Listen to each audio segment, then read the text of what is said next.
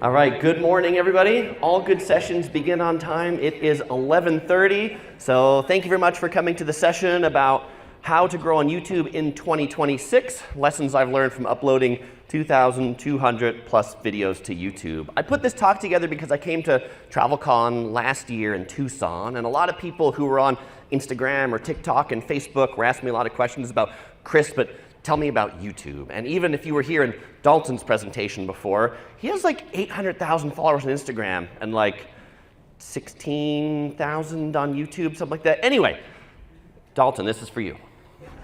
Now, for everybody else, there's definitely, I know we've got some YouTube experts in the room. For all of you, I always enjoy kind of like understanding what goes on in other YouTube's minds, kind of like behind the scenes about how they think about it. And so that's kind of what this presentation is. As we start what's ahead in this talk, I'll be sharing with you a little bit about what makes YouTube different from the other social platforms out there, how to find interesting topics that work well on YouTube, some of the popular travel niches that I see. Is it niches or niche? Niche? It's the riches are in the niches, and so that's why I think about it, so I can make that rhyme. All right, great. We'll talk about creating videos that people actually watch on YouTube, and then we'll talk about building community. So that's what's ahead on our trail. Let me tell you a little bit about me first, for those of us that have never met. So my name is Chris Raney. Sounds like a rainy day. There's no I and you add an E. That's how you get to Raney. I am born and raised in San Diego, California. The travel bug bit me in 2004 with my first trip to Japan. My girlfriend at the time, now wife, that's when we took our first international trip together. Absolutely loved it. My background in video comes from growing up as a youngin'. I would run second camera with my dad in weddings. So I was the guy sitting in the back. Chris just changed the tapes and the battery when they burn out. But so when I went to Japan, my dad had a bunch of cameras. I took one with me. I was making travel videos before YouTube, when I would just put up MPEGs on my website, share them with friends and family. And then when YouTube came around, I'm like, oh, there's a free video hosting site where I don't have to pay for my bandwidth. That's amazing. Let's see, a couple interesting things about me. I've been on Japanese national television 3 times, one time playing Dance Dance Revolution. So if anybody would like to challenge me to a dance-off later, I don't know if there's any in Salt Lake City, but I'm game. That's my wife. She goes by OC Girl. She's generally behind the camera. And then my daughter, the Curious Princess. Okay. So a little bit more about the channel. I started Yellow Productions on YouTube in 2008, primarily as a place to share videos with families and friends. Eventually people started watching those videos. At this point it's had over 100 million total views, mostly long form views. Over 2,200 videos uploaded, 425,000 subscribers on YouTube. I like to look at YouTube channels, and we're going to be looking at a few as we go through here by sorting by popular and looking what those top popular videos are. So these are the most popular videos on my channel, which whenever people ask me, Chris, what do you do on your channel? I always say things like, well, hey, if you want to know what the 5 worst cheap hotels on the Las Vegas Strip are, or how to ride the subway in Tokyo, those are some of the things you'll find on Yellow Productions. So my Vegas series, I know these numbers are really tiny, so I'm going to come over here and tell you what they are. 5 worst cheap hotels on the Las Vegas Strip. I would argue this was my most viral video at the beginning, because it's in the first year. 8 years ago, 3.3 million views. And this is one where people always say, Chris, I didn't stay in any of the hotels. I'd stayed in them before, but I didn't record footage in the hotels. And people are like, well, Chris, why didn't you stay in the hotels and do this? I'm like, I had no idea it would do that well. Like, if I did, I would have put more effort into it, right? But I feel like this is a little bit of the game, that like anybody who tells you they can predict what videos are going to do well and which ones won't, like we all put the energy into one to be like, this one's going to be the masterpiece. And the one we spent 10 minutes on is the one that like, oh, that's the one, that one, okay. But you'll see later down here, there's some other things that are not Vegas. And then if we go to the second page, there's a lot of things that aren't Vegas. So generally, world travel, my most popular videos are of the general travel guide flavor. So travel tips, travel guide, ultimate travel guide, Vancouver, San Francisco. And so those are ones that I know in general, if I put good effort into those, they tend to do well, but I can't always predict that. Okay. When did I realize I was a YouTuber? And so this is also an interesting one about, Chris, are you a content creator or whatever? I definitely say I'm a YouTuber. And my wife and I, we were invited to South Korea's first YouTuber week. And I guess I should have known that when we were invited, that maybe I'm a YouTuber at that point. But it was this particular moment that we were filming out in the streets in Busan at the beach. and one of the kids recognized me, an elementary school kid that was walking by. And then he told all of his friends that that's a YouTuber right there. I was then mobbed by the whole class. All right. So now I want to talk a little bit about what makes YouTube different from the other platforms. The first thing that makes YouTube different from the other platforms is it is the internet and world's second largest search engine. Google is first, YouTube is second. People go to YouTube to search for things. People don't generally go to Instagram to search for things. People generally don't go to TikTok to search for things. And you might be sitting here and be like, well, Chris, people do search on TikTok. Not as much as they do on YouTube. And it's interesting, as I've talked to a lot of people about their journey, I have a friend of mine, and she says she consumes, because I do, you do shorts, reels, whatever. I post reels on Instagram and long form on YouTube. And she says she consumes all, like, in the mindless scroll, that's Instagram. But when she wants to know how to do something, when she has a specific question, then that's when she goes to YouTube. That's the only time she watches YouTube, when she has a specific question, but there are a fair bit of people that are in that category. So YouTube is more than infinite scroll. It is a click to watch platform, or tap to watch, or select to watch, right? Like the other platforms, they just kind of like feed things to you or to people, and people decide not to watch it, basically. But on YouTube, they have to decide to click in to actually watch the thing. And this is one of the things that I find is most interesting, at least from my travel content, is the shift to the living room. So the latest statistic is that YouTube has eclipsed Netflix in connected television streaming. The watch time across my channel, 60% of it comes from televisions, people watching on TV. YouTube just changed their thumbnails. They used to be, they had to be 1080, 2 megabytes. Now they can be 4K and 50 megabytes. So if you, for those of you who are YouTube here, if you haven't started uploading 4K thumbnails, do so, because they look better on televisions, right? And now they can be, if you were downscaling them, right, don't anymore. Like, make them big, make them glorious, so people can find those on TV. And I would say, particularly in the travel space, make the experience that people can kick back, relax, watch with their family, maybe watch once on their phone because they found it, but then come get together with the family and be like, hey, we're planning a trip to London. Let's all get together and watch this London video. One of the other moments in my journey of like when I knew I was a YouTuber, back on being recognized by elementary school kids, 3 weeks ago, I was recognized by a 6-year-old girl. She goes, I've watched your YouTube videos. My mom and I were going to Tokyo Disney, and I saw your video on Tokyo Disney, right? But that's that family viewing experience. Okay. The other two things over here, YouTube is also, in my opinion, the best monetization program across all the different platforms. And videos can be evergreen. What do I mean when I say evergreen? And I know you can't read this because it's super small, but this is a screenshot of the analytics from my channel about 3 weeks ago when I made these slides. So this is the real-time top 20 videos in the last 48 hours. And on this list of top 20 videos in the last 48 hours, 6 of those videos are older than 3 years old. On every other platform, if you want that thing to still get views, you need to like keep reposting it or keep resharing it, like they die off very quickly. But on YouTube, you can make good content that can perform for a very, very long time. And so there's one of these in particular that I want to dive into.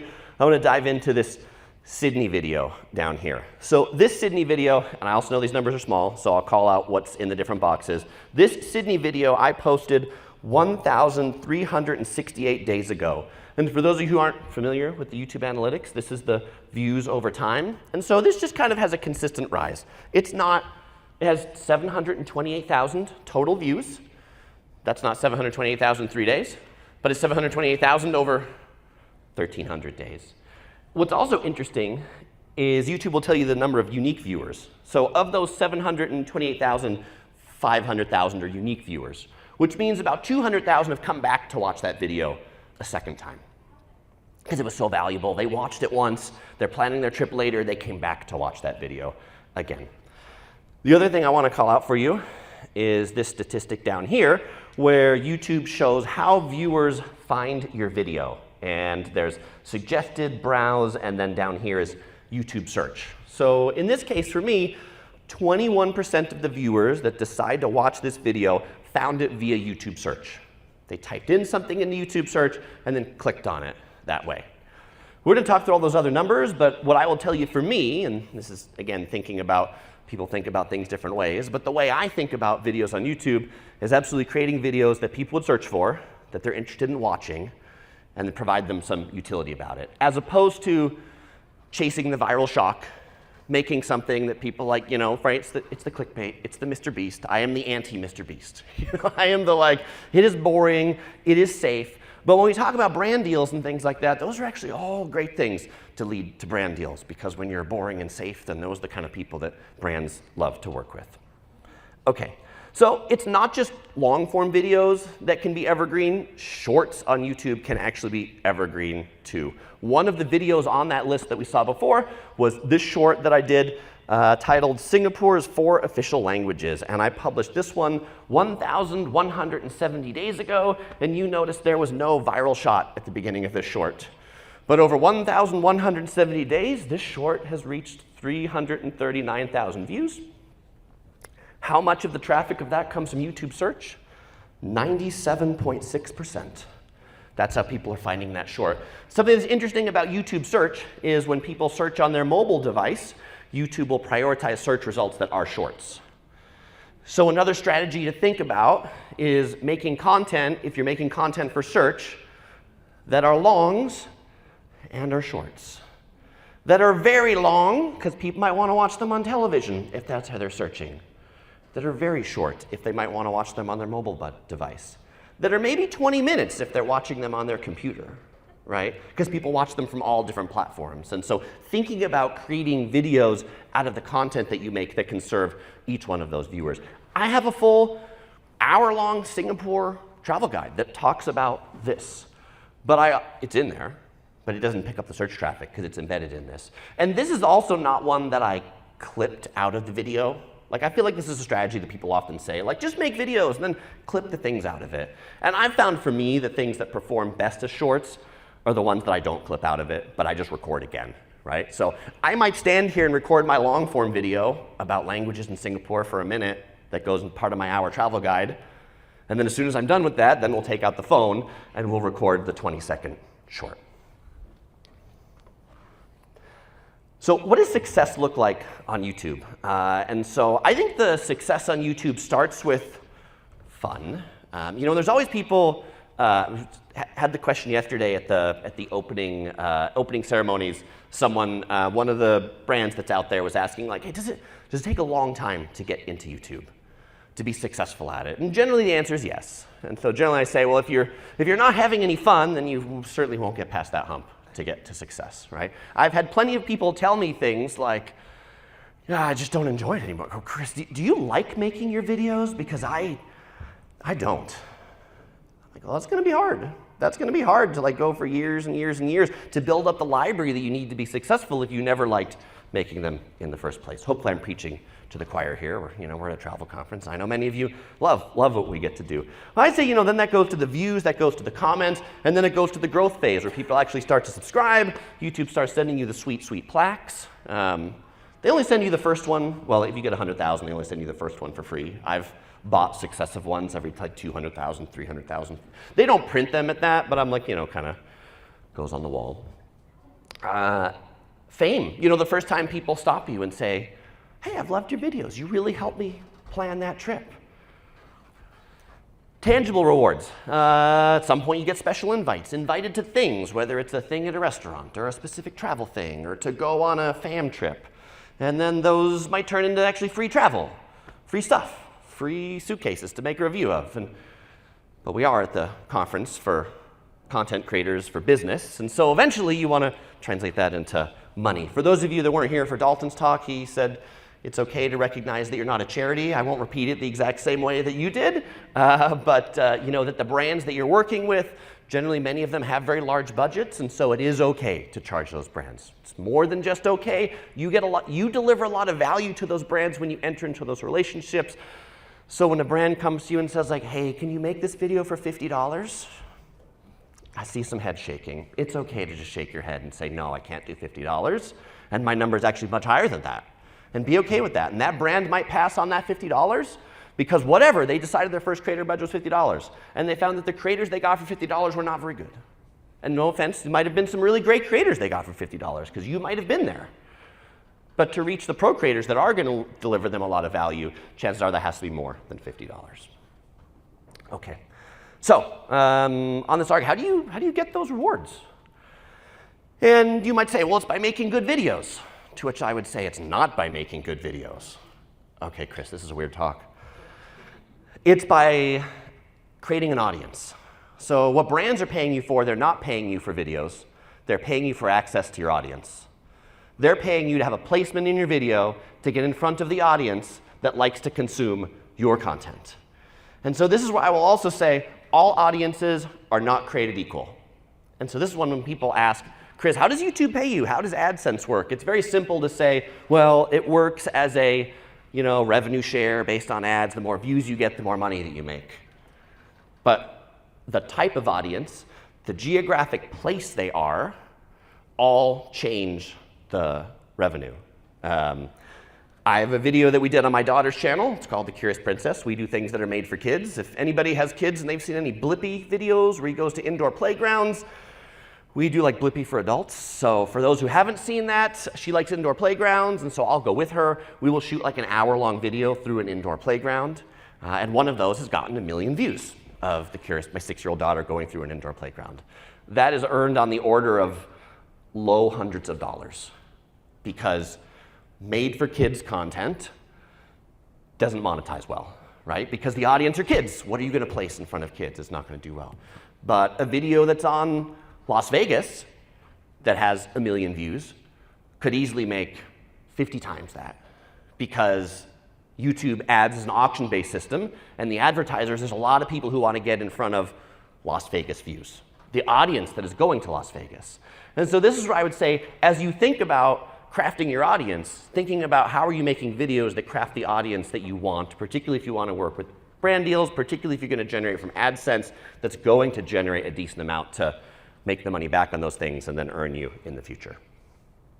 Okay, so thinking about creating an audience, I like to think about it in this way, about how people come to a Yellow Productions video. So I like to think about it, I know it's small, so I'll tell you what's in each one of these boxes. So the first one is the viewer has some interest. And yes, I see people taking pictures. Feel free to take pictures of anything that you want. So the viewer has some interest. They have a question in mind, something like, what's the best sushi in Tokyo? And they execute a search. They then look at those things, they have to click on a video. So they'll click on one of mine because they think the title and thumbnail promises a clear solution to their problem. They look at it and it looks like it's going to answer that. They get into that video and it's a high value video and they're like, I want to watch some other things. You know, I'm going to Tokyo and I'm interested in sushi, but he's also got a related video on how to ride the subway in Tokyo. He's also got a video about the best place to stay in Tokyo. I'm also going to Osaka. He's also got a video on Osaka. So at that point, they watch a few, and then they're like, oh, this maybe they find a playlist. They dive through, and then they subscribe. They're like, this is great, because I want to see more. And my ultimate goal is that the viewers bypass generic search. They don't just type in Tokyo anymore. Now they'll type in Yellow Productions Tokyo. Right? They'll say, like, Chris, because I love your travel guide so much, if you have one on this place, I want to find that. And I'll show you some things in autocomplete later, but like if you look at like Yellow Productions and then you do the autocomplete on YouTube, those are some of the significant autocompletes of like Yellow Productions and destinations because people type that in there. Something also interesting about YouTube and search and recommended is because YouTube does have so much search, YouTube uses people's search history as a recommendation engine. So they might not have clicked on my video for the first one, but they watched one. And then it was recommended on the side because they didn't like the one they were watching. They didn't like 3 they were watching until they found the Yellow Productions one. And then they're like, oh, this is the best video on Sydney I've ever seen. I wish I would have got that on the top. Okay, so that Sydney video that we talked about before, I told you 21% of the traffic was search. 45% of the traffic is suggested. So that's not search. That means those are the videos that appear on the right-hand side when you're watching a video on desktop, or it might appear on the bottom if you're watching mobile. It's not the home screen. The home screen is browse. Recommended is once you've clicked into video and you're watching something, all the videos that YouTube suggests against it. And so you can go and see all the different videos that are recommending the Sydney video, and most of these are other people's videos, but that one's not. The Australia travel guide, that was another video that I made while I was in Sydney, because I thought, well, you know, there might be people who search for a Sydney travel guide, but there might be people who search for an Australia travel guide too. So why don't I make that video? And then in that video, that's a gateway to the Sydney video. This is a screenshot of traffic from other videos' end screens. So end screens in YouTube, for those of you who are in the YouTube area, you all know about this, but for those who aren't, I'm sure you've watched YouTube enough to know that that's when people point at the end and go like, if you liked this video, click this one over here, right? And so I'd say, like, for me, one of the unlocks has been in planning out content, thinking about what that end screen is before I've even started recording the video. So that when I record the conclusion, I can say, if you enjoyed watching this video about best sushi in Tokyo, then you might enjoy watching this video about how to ride the subway. Or you might enjoy my video right here about the best fish markets in Tokyo. So all of these videos are other videos I've created on Australia.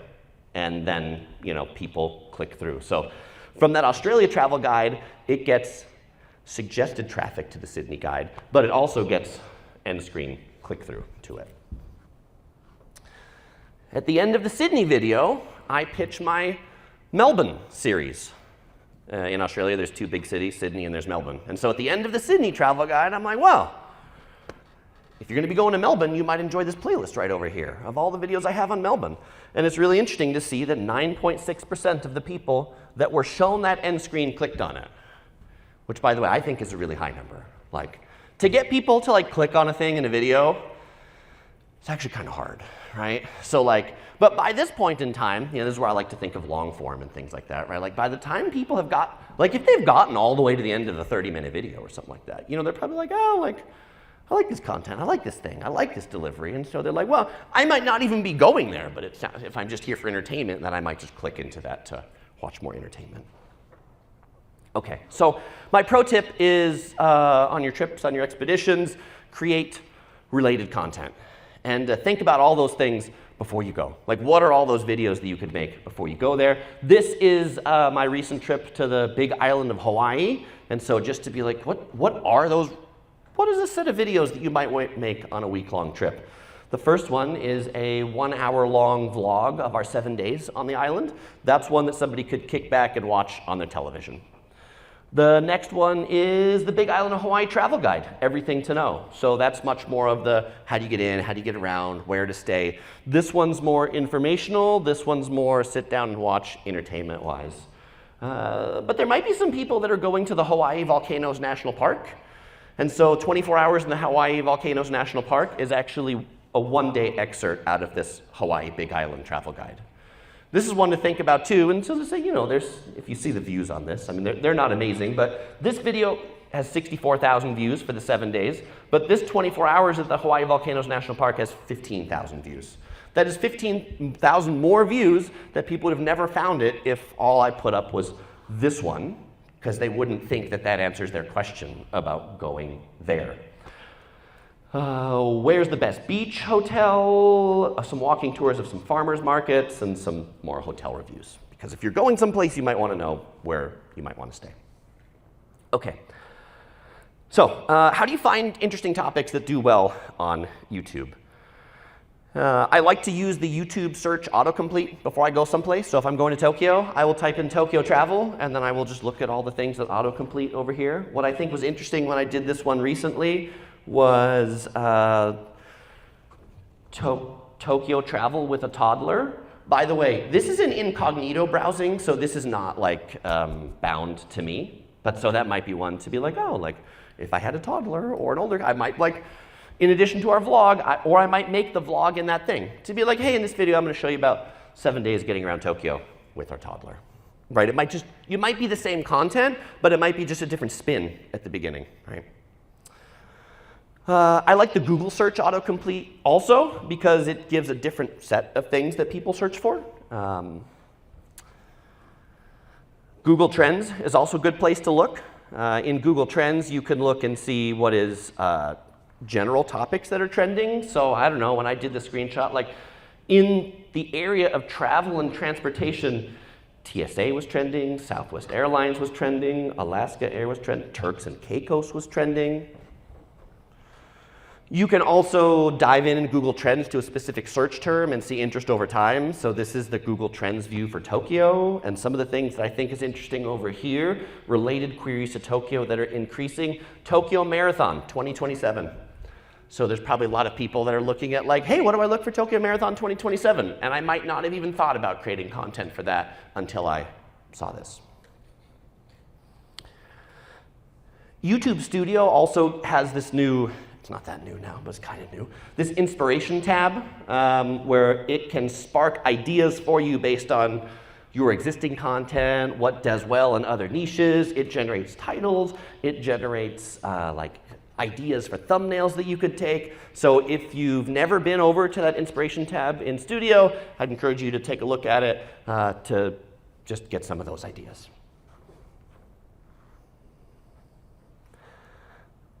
I also think it's good to observe what's successful for others. And so one of the areas that I like to go to in my YouTube Studio in the audience tab is to look at channels that my audience watches. So it says they watch Travel Ruby, Jaycation, Norma Gelly, Fresh Baked, and Ordinary Adventures.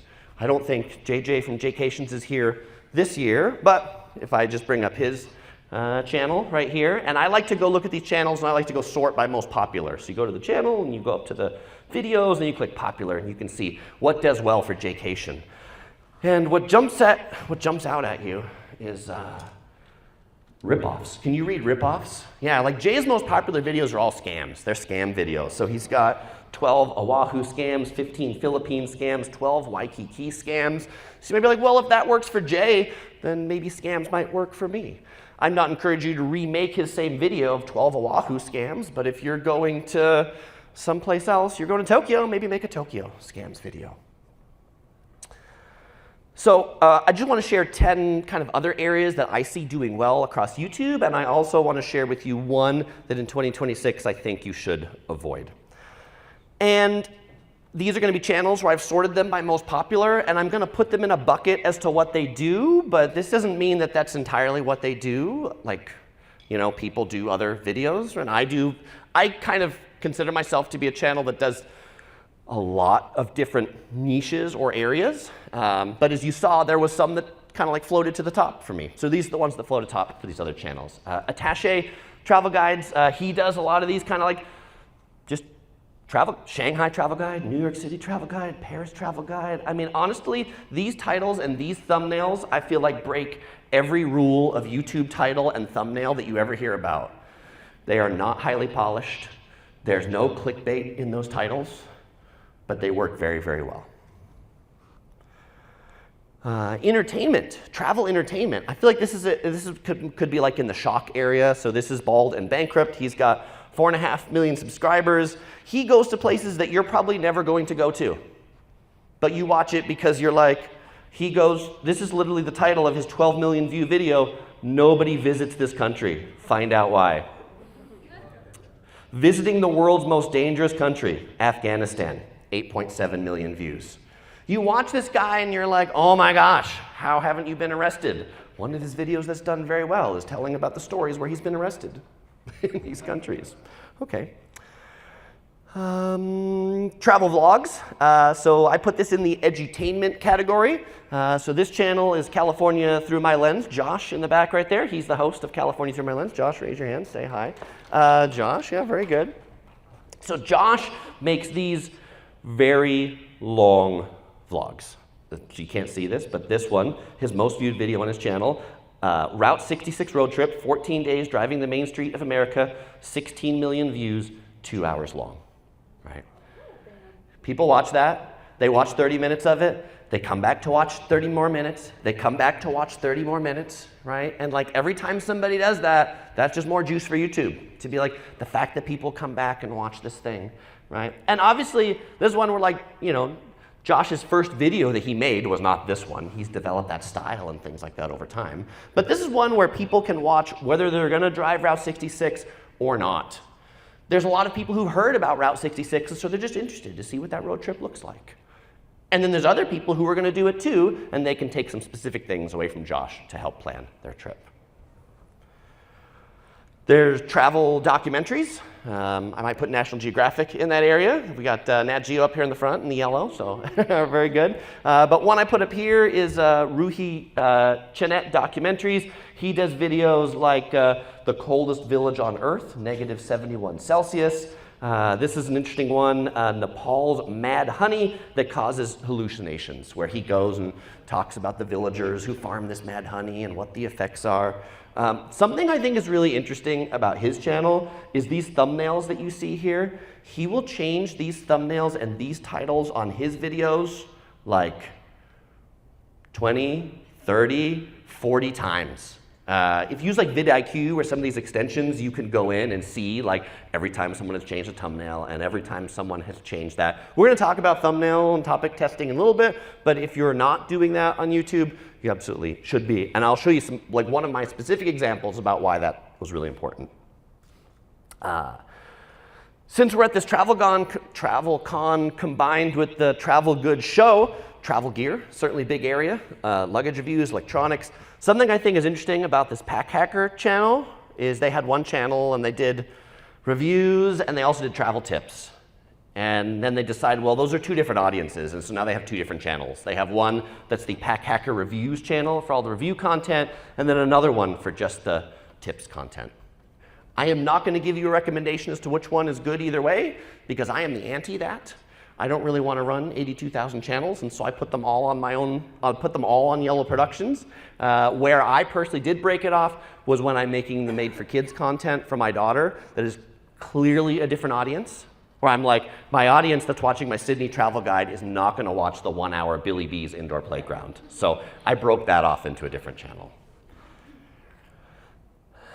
Reviews, not of gear, but like of the travel industry. So reviews of travel. Dan, Nonstop Dan here, he does like business and first class travel experiences. That's his whole channel. Reviews of food.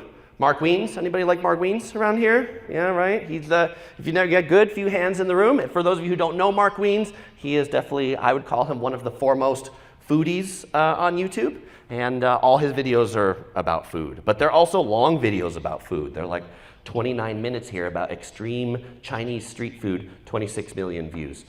28 minutes, the ultimate Dubai food tour, street food, Emirati cuisine in Dubai.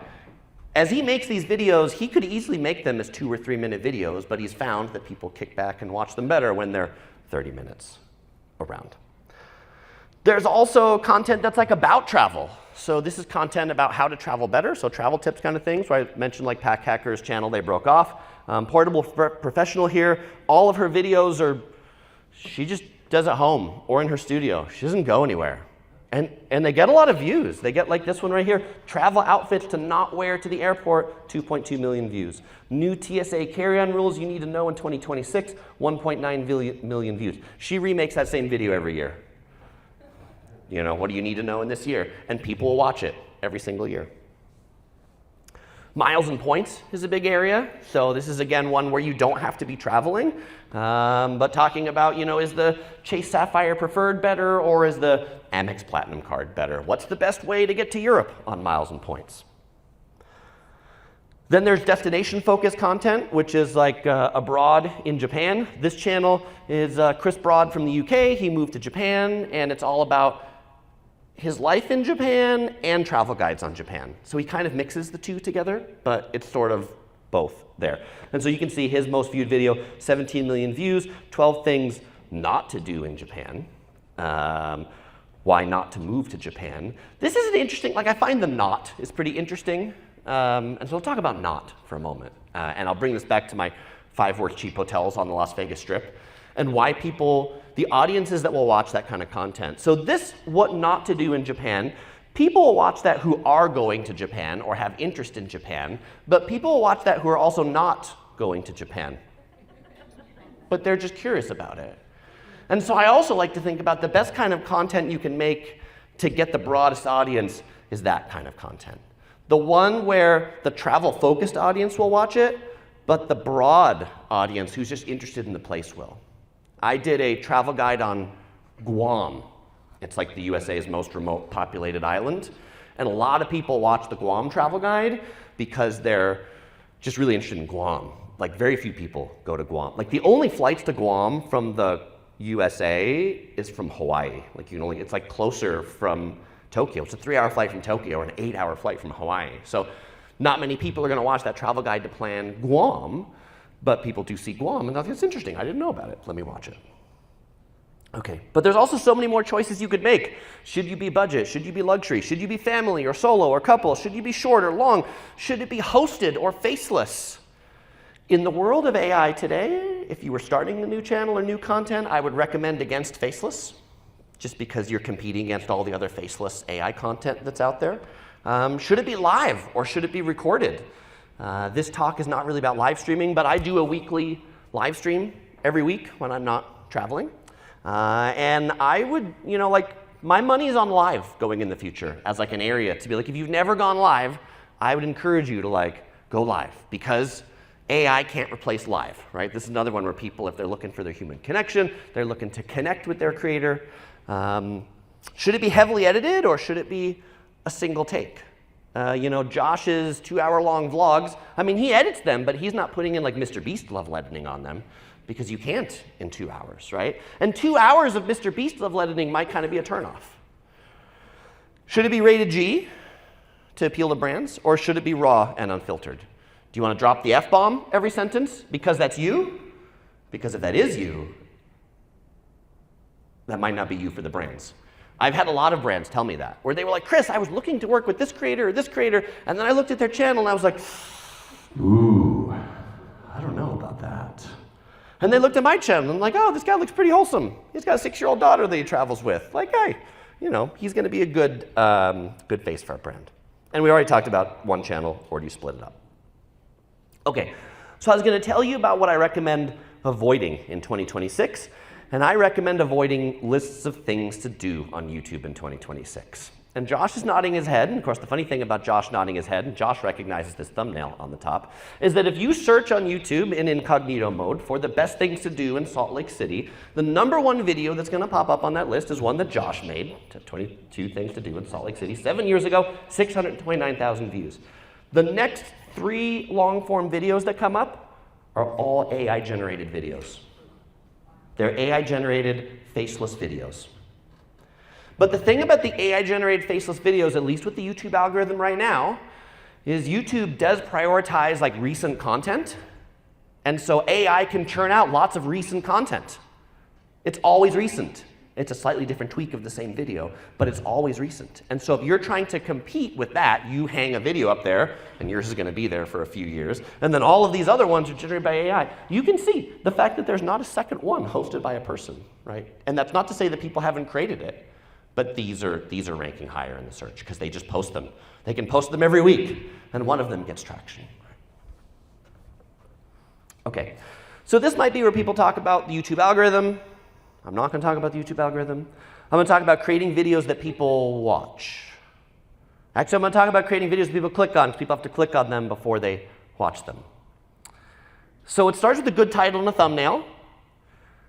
I'm going to tell you about, this is a recent video I did on visiting Universal Studio Hollywood with kids, our full day. I made a couple different thumbnails for this video. I made the one that you saw, and I also made this other one down here. I A/B tested them. YouTube said that 63% of the watch time was generated by this thumbnail, and 36% of the watch time was generated by this thumbnail. So just by putting those two in the A/B test, and YouTube picking that one, this video is going to go on to do much better in the long run, because this one's going to generate a lot more watch time. So if you're not doing that, I will, like it takes some time, but honestly, this was a thumbnail I took in the park. That's just, and I put some words on it. And this one, back here, this is one I created. Like, this scene doesn't exist. This scene of the Universal Studios gate with this fountain in the background, like this fountain is actually like over here, like in the picture, it'd be behind the camera person. I tend to do this a lot on thumbnails where I will create the most iconic images of a place and stick them together. And it's not clickbait, but it's, it's like, oh, that looks like that place, right? Okay, I'm gonna go through this rapid fire because we got 5 minutes left before we land the plane here. So how do you get to a good thumbnail? You have to have a good idea or a concept. The idea needs to be on a topic that has some interest, either something that's evergreen that we've talked about or something that's trending. It needs to be something that's not too competitive. If you're competing against Mr. Beast, he's got more people that are in his recommendation and watch algorithm. Your video is just not gonna pop against those videos. You are uniquely qualified or situated to cover it. If you're making a video about traveling with toddlers to Japan, it helps if you that there's toddlers in your life someplace, right? It can also be something that's already been covered, but you can do it better, or you can do it differently. Something that's new that hasn't been covered before, something that's inherently visual, otherwise it could be a blog post, something that's useful to the viewer, something that causes curiosity in the viewer, or something your audience suggested. Because if people who watch your video say, hey, have you thought about making a video like this?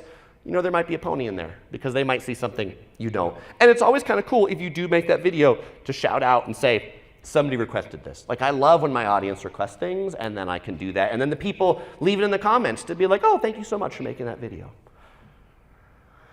Okay, so how do we create videos that people watch? How do we create videos that people return to? Not just watch. We want them to watch it, we want them to come back again, we want them to come back to all of your videos again. Build credibility, play the long game. Deliver immediate utility. Like the 2-minute coffee making montage at the beginning of the video, it's so out, right? People are out of the video already. So if you can just get to the content right away, promise, don't shock. Not everybody has to do backflips off waterfalls. If you do backflips off waterfalls, that's okay. But if you do, tell them where their waterfall is so they could do it, and tell them where they could go park, and tell them how deep it is so they know where to jump so they don't break their neck. Okay. And be honest, because honesty is something that, particularly if we're talking about doing things with brands or brand deals and recommendations and you recommending things, they want to know your opinion and they want you to be honest about it. And that first brand deal that comes around, if they want you to read something, or the 10th brand deal comes around, the money's really good and you don't believe in it, don't do it. Because the first time you do one of those, all that credibility you built up over the last 1, 2, 5, 10 years will just go down the drain with that one bad crypto deal that you made. Okay. So just a few pictures to end it here. Some things I've learned over since 2008 making videos is it helps to plan it out, to have an outline. It doesn't have to be a detailed outline, and even it's a vlog, an outline of what are the base things that you're gonna do, what are the base things that you're gonna say. When I would just go shoot stuff and come home and try to edit it, I'd be like, oh my gosh, this has so many holes, I don't know what to say, why didn't I get that? I should have got that. I can't go back to London and get that thing. But if I knew I was talking about Big Ben because I outlined it, then I would make sure I got a shot of Big Ben. I don't think people need fancy gear. I don't think fancy gear is all that important. For fancy gear, I use a DJI Osmo Pocket that's up there in the front, gimbal camera at the front, some wireless mics. This one's not mine. This one's for the audio for the main recording. But if people can't hear you, if people can't understand you, they won't watch your video, right? I think people often underestimate the importance of audio quality. Not a big deal on shorts, right? Because you can put subtitles and things like that. But a super big deal on YouTube long form. I used this dad cam for 15 years on the channel. It was not the world's most expensive camera, but it worked well. The thing that I liked about this, and it's an old one, so I don't use it anymore, but it had a built-in wireless mic with the least number of connections. This is also, I'm big on keeping it simple. The more wires that you have, the more plugs that you have, the more batteries that you have, the more things won't work when you need to turn on and do that shoot. The pro vloggers use this stuff. I have all this stuff. When I use this stuff? Okay, I heard never, which is one answer. On my own, never. When I want to impress a brand. When I want to impress a brand. If I'm going someplace, I've been invited someplace maybe, and this and that, and I want to be the YouTuber or I'm going to like a press event where I'm going to be there with like big cameras, I'll bring this gear. Because if I bring that and it's just in my bag, they're like, where are your cameras? Okay, that's when I bring this stuff. But I don't need it to make the videos, right? Okay. I think it's important to constantly experiment and make new types of content because I feel there's a lot of people who they circle the wagon on something and then the views go down because audiences changes, things change. Like keep making new things and try it a few times before you throw in the towel. One experiment I like to talk about is this one right here, which is I started with this one 2 years ago. I made a walking tour of Tokyo Central. It's a Japanese supermarket in Los Angeles.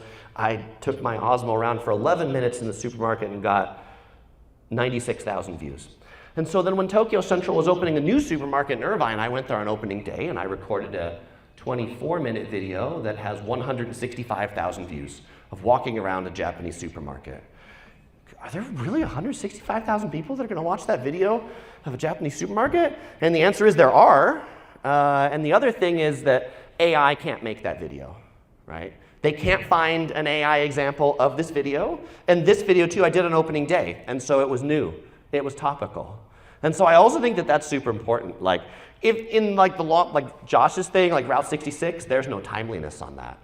But if you're going to San Diego Comic-Con and you're putting out a video on San Diego Comic-Con, if you can be the first person to put that video out on San Diego Comic-Con, it will already generate a bunch of views and a bunch of watch time before the second person's does.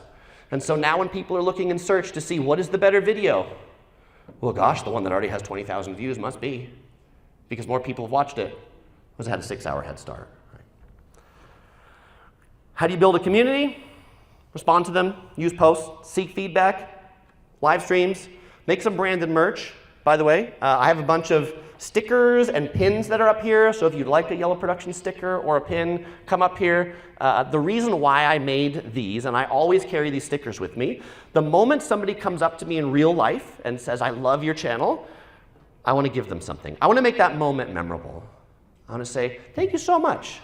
And you're now part of the Yellow Productions crew. Henry, over here, I met him at TravelCon last year. I gave him that sticker last year. I have a new sticker this year. But Henry says, Chris, I still have your sticker that you gave me last year, right? People put it on their water bottles, and I love it. Okay, my final words of encouragement, anybody who's thinking about creating videos but hasn't, just do it, just start. Or on YouTube, if you're on another platform. You know, your first videos won't be great, but that's okay. In the world of online videos, viewers don't expect perfect, and the great thing about when you don't have any viewers or subs is nobody's watching those first ones that are bad anyway. So that's how I create content to help people travel better, smarter, and cheaper. That concludes my presentation. Thank you all very much. And please come and get a sticker or a pin, because otherwise I have to take them all home. So they're all for you. Thank you all.